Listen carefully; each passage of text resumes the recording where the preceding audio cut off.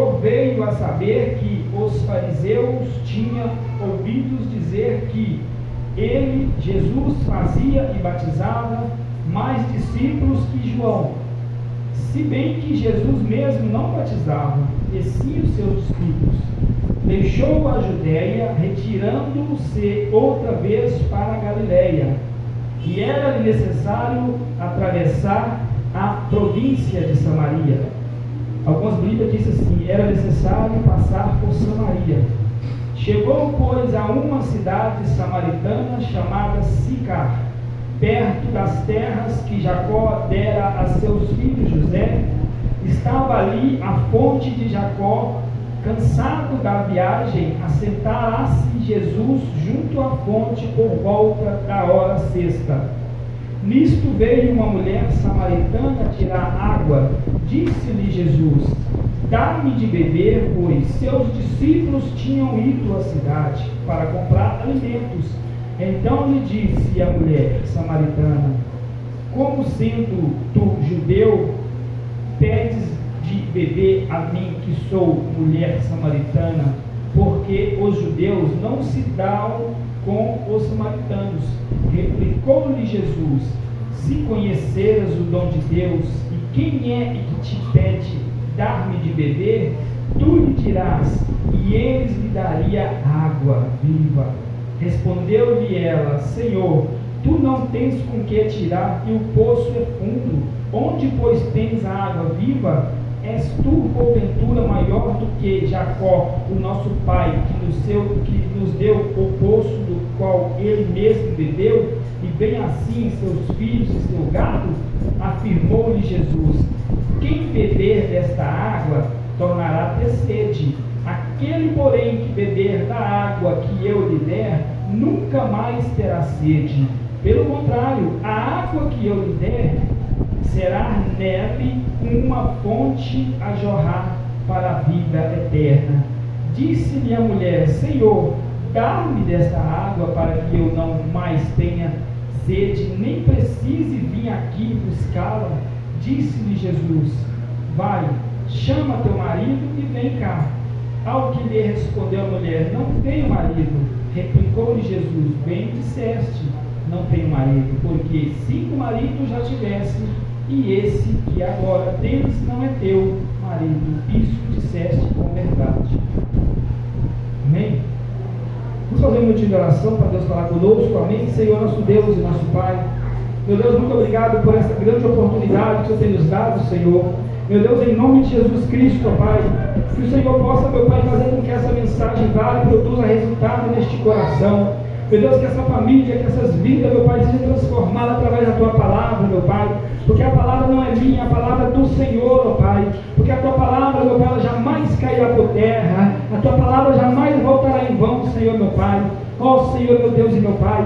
Meu Deus, unge, meu Pai, o coração, a mente dessas pessoas, meu Pai, para que possa guardar, Senhor, meu Pai, as palavras, meu Pai, desta mensagem, as palavras, meu Pai, desta profecia que contém na Tua palavra, Senhor, para guardar, Senhor, o coração. Meu Deus, que essa palavra, meu Pai, vai fazendo, meu Pai, um milagre, vai curando, meu Pai, vai limpando as enfermidades. Meu Deus, que essa palavra, meu Pai, vai produzindo fé, que essa palavra, meu Pai, vai produzindo confiança, meu Pai, na Tua pessoa, meu Pai, porque só o Senhor é Deus e fora de Ti não há outro, Senhor. Meu Deus, em nome de Jesus Cristo, ó Pai, confirma a bênção e a vitória, em nome de Jesus. Amém. Eita glória. Glória a Deus, louvado seja Deus. Eu quero ouvir bastante essa palavra. Uma palavra bastante grande, amém? Mas o que eu quero falar aqui vai dar para entender. Aleluia, vai entrar no seu coração, vai fazer um milagre, vai fazer algo diferente. Quando a Bíblia diz a mulher samaritana, a mensagem é uma mensagem bastante poderosa da parte do Senhor. Quando, pois, o Senhor veio a saber que os fariseus tinham ouvido dizer que ele, Jesus, fazia e batizava mais discípulos que João, se bem que Jesus mesmo não batizava, e sim os seus discípulos. Meus irmãos, quando ele disse essa mensagem, Jesus ele não preocupava em batizar. Jesus ele não batizava ninguém quando ele andava aqui na face da terra. Jesus ele andava pregando, aleluia, a palavra do Pai, a palavra do céu, a palavra da salvação. mas ele não preocupava em batizar as pessoas aqui. Quem batizava eram os discípulos com água, batizava com água, mas ele batizava com fogo e com o Espírito Santo. Então Jesus, a parte de Jesus, ele fazia como nos dias de hoje. Hoje nós aceitamos a Cristo, nós temos o pré-batismo, depois nós íamos no rio, batizamos nas águas, e depois Jesus, ele nos batiza com fogo e com o Espírito, para nós suportar as lutas, para nós poder sobreviver na face dessa terra. Porque o homem ele só consegue viver na face dessa terra espiritualmente se ele tiver o Espírito de Deus. Ele não consegue viver de qualquer jeito no mundo espiritual. No mundo espiritual que nós vivemos, o homem só consegue prosperar espiritualmente se ele estiver no Espírito.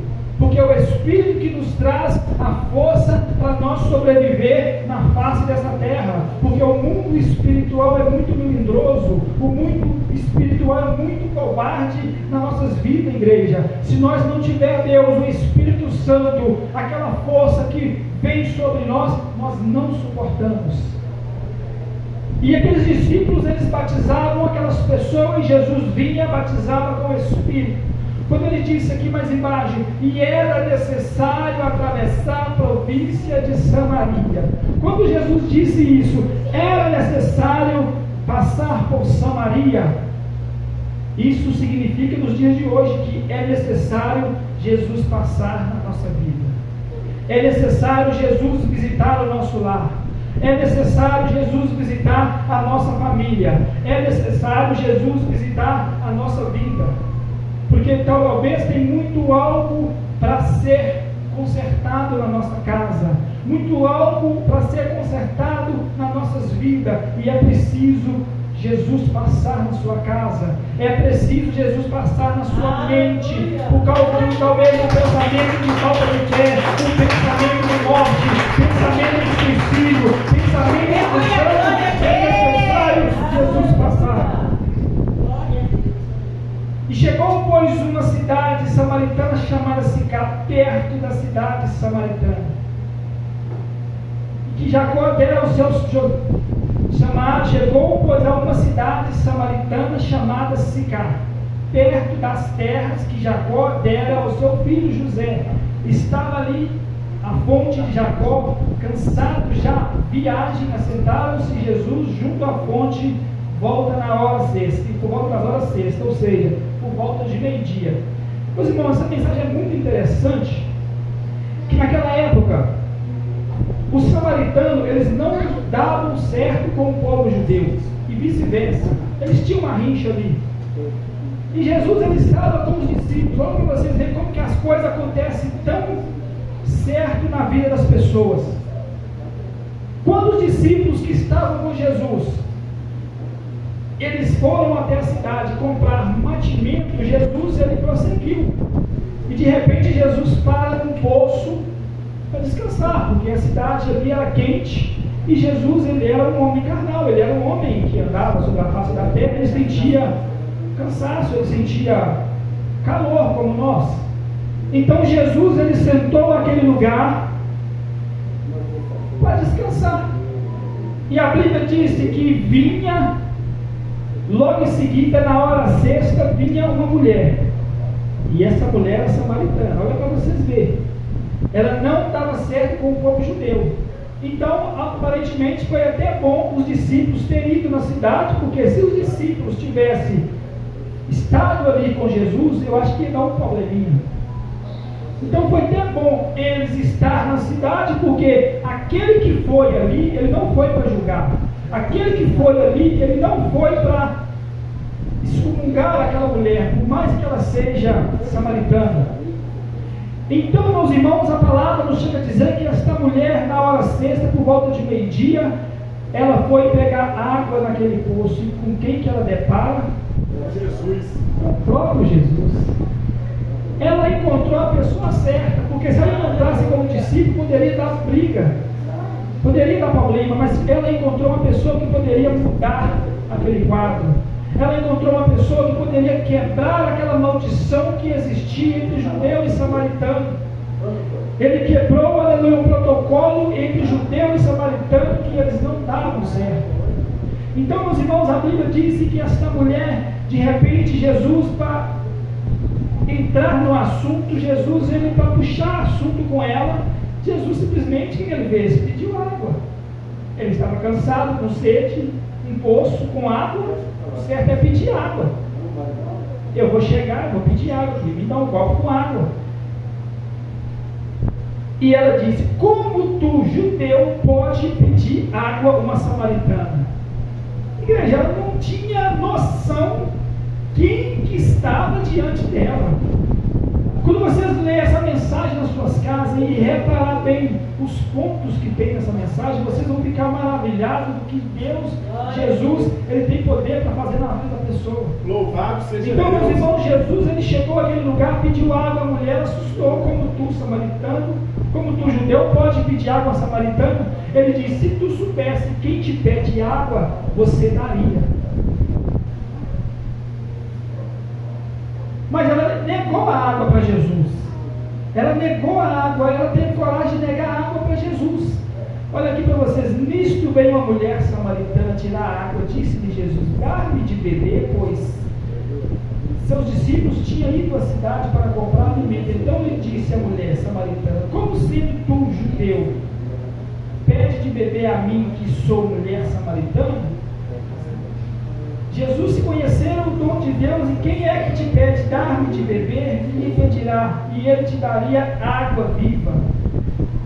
E com que tirar, e o poço é fundo. Então Jesus, ele diz: eu não posso te dar água. E Jesus, ele falou assim, ela falou assim com Jesus: você não pode tirar, porque o poço é fundo. Jesus ofereceu para ela uma água.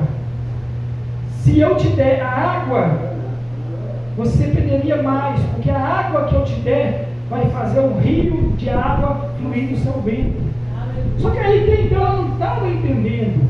Ela disse: como você vai tirar a água? O poço é fundo e você não tem vasilha. E Jesus, essa mensagem, igreja, ela é um pouco até engraçada, porque a mulher estava diante de uma pessoa que podia resolver o problema dela, e ela não tinha conhecimento da pessoa de Jesus.